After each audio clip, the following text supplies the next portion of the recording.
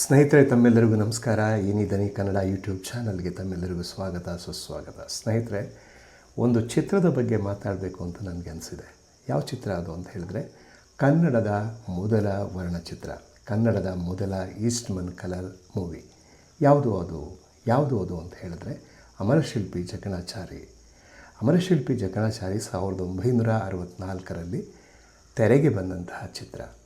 ಮದ್ರಾಸಿನ Vikram productions ಬ್ಯಾನರ್ನ ಅಡಿಯಲ್ಲಿ BS ರಂಗ ಅವರು ನಿರ್ದೇಶನ ಮಾಡಿ ನಿರ್ಮಿಸಿದಂತಹ ಚಿತ್ರ ಅಮರಶಿಲ್ಪಿ ಜಕಣಾಚಾರಿ.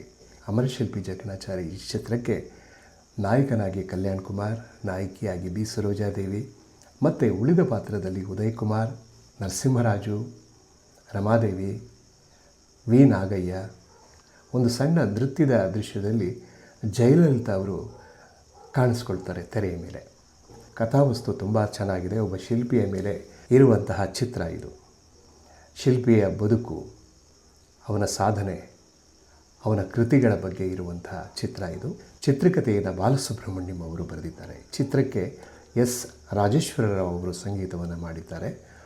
ಗೀತೆಗಳನ್ನು ಬೆಂಗಳೂರು ಲತಾನ, ಘಂಟಸಾಲ, P. ಸುಶೀಲಾ ಮತ್ತು ಸಂಗಡಿಗರು ಹಾಡಿದ್ದಾರೆ.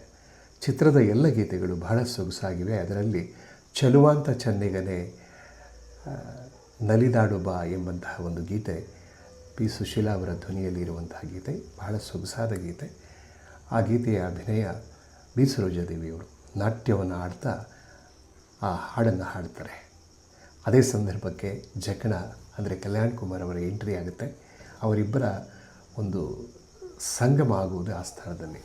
ಜಕಣಾಚಾರಿ ತನ್ನ ಪ್ರೇಮ ನಿವೇದನೆಯನ್ನು ಆಕೆಯಲ್ಲಿ ಮಾಡಿದಾಗ ಆಕೆ ತುಂಬ ಆಧರಿಸಿ ಆತನನ್ನು ಪ್ರೀತಿಸ್ತಾಳೆ. ಅವರ ವಿವಾಹವೂ ಆಗುತ್ತೆ, ಒಬ್ಬ ಮಗನೂ ಸಹ ಆಗ್ತಾನೆ. ಸಂಸಾರದಲ್ಲಿ ವ್ಯತ್ಯಾಸಗಳು ಬಂದು ಇಬ್ಬರು ದೂರವಾಗುವಂತಹ ಪ್ರಸಂಗ ಬರುತ್ತೆ.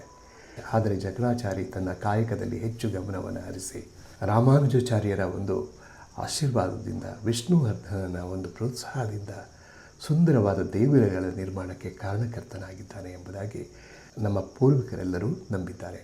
ನಾವು ಸಹ ನಂಬಿದ್ದೇವೆ.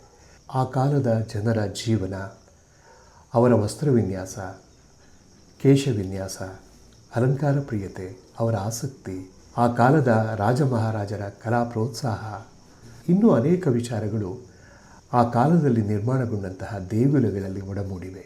ಜೀವನದ ಬಹಳಷ್ಟು ವಿಚಾರಗಳನ್ನು ಅಲ್ಲಿ ಚಿತ್ರಿಸಲಾಗಿದೆ. ಶಿಲ್ಪಿಗಳ ಕಲಾವಂತಿಕೆ ಅಲ್ಲಿ ಪ್ರಕಟಿತವಾಗಿದೆ. ದೇಗುಲ ನಿರ್ಮಾಣಗೊಂಡು ಸುಮಾರು 900 ವರ್ಷಗಳಾದರೂ ಕೂಡ ಆ ಕಾಲದ ಜನಜೀವನ ಮತ್ತು ಆ ಕಾಲದ ಕಲಾಕೃತಿಗಳು ಇವತ್ತು ಕೂಡ ಜೀವಂತವಾಗಿ ನಮ್ಮ ಮುಂದೆ ಇವೆ. ಆ ಕಾಲವನ್ನು ಮತ್ತೆ ನಮ್ಮ ಸ್ಮರಣೆಗೆ ತರ್ತಾ ಇದೆ. ಯಾವುದೇ ಒಂದು ಹೊಯ್ಸಳ ದೇವಸ್ಥಾನದ ಒಳಗೆ ಹೋದಾಗ ನಮಗೆ ಒಂದು ವಿಶೇಷವಾದ ಅನುಭವ ಆಗುತ್ತೆ. ಭಕ್ತಿ ಭಾವನೆಯ ಜೊತೆಯಲ್ಲಿ ನಿಜ ಪ್ರಪಂಚವೂ ಕೂಡ ಅನಾವರಣಗೊಳ್ಳುತ್ತೆ. ಅಲ್ಲಿ ಶಿಲ್ಪಿಗಳು ಸುಂದರವಾಗಿ ಚಿತ್ರಿಸಿದ್ದಾರೆ. ಈ ಅಮರಶಿಲ್ಪಿ ಜಕಣಾಚಾರಿ 1964ರಲ್ಲಿ ತೆರೆಗೆ ಬಂದಂತಹ ಚಿತ್ರ. ಇದೇ ಚಿತ್ರವನ್ನು ತೆಲುಗಿನವರು ಸಹ ಚಿತ್ರವನ್ನು ಮಾಡಿದ್ರು. ಅಕ್ಕಿನೇನಿ ನಾಗೇಶ್ವರರಾವ್ ಅವರು ಅಮರಶಿಲ್ಪಿ ಜಕಣಾಚಾರಿಯ ಪಾತ್ರವನ್ನು ನಿರ್ವಹಿಸಿದರೆ, ಮಂಜರಿ ಪಾತ್ರವನ್ನು B. ಸರೋಜಾದೇವಿಯವರು ಅಭಿನಯಿಸಿದ್ದಾರೆ. ಈ ಚಿತ್ರದಲ್ಲೂ ಸಹ ಜಯಲಲಿತಾ ಅವರು ಒಂದು ನೃತ್ಯದ ಪಾತ್ರದಲ್ಲಿ ಬರ್ತಾರೆ. ಒಟ್ಟಿನಲ್ಲಿ ಅಮರಶಿಲ್ಪಿ ಜಕಣಾಚಾರಿ ಕನ್ನಡ ಚಿತ್ರರಂಗದಲ್ಲಿ ಒಂದು ಒಳ್ಳೆಯ ಪ್ರಯತ್ನ, ಒಂದು ಮೈಲಿಗಲ್ಲು. ಈ ಸಿನಿಮಾವನ್ನು ಥಿಯೇಟ್ರಿಗೆ ಹೋಗಿ ನೋಡಬೇಕು ಅಂತೇನಿಲ್ಲ. ಸಾಮಾಜಿಕ ಜಾಲತಾಣದಲ್ಲಿ ನಮಗೆ ಈ ಚಿತ್ರ ಸಿಗುತ್ತೆ ನೋಡಲಿಕ್ಕೆ. ಸಾಧ್ಯವಾದರೆ ಸಮಯ ಸಿಕ್ಕರೆ ಈ ಚಿತ್ರವನ್ನು ನೋಡಿ ಹಿಂದಿನವರ ಪ್ರಯತ್ನ ಹೇಗಿದೆ ಅಂತ ತಮಗೆ ಅರಿವಿಗೆ ಬರುತ್ತೆ. ಮತ್ತೊಂದು ವಿಡಿಯೋದೊಂದಿಗೆ ಮತ್ತೆ ಭೇಟಿಯಾಗೋಣ. ನಮಸ್ಕಾರ.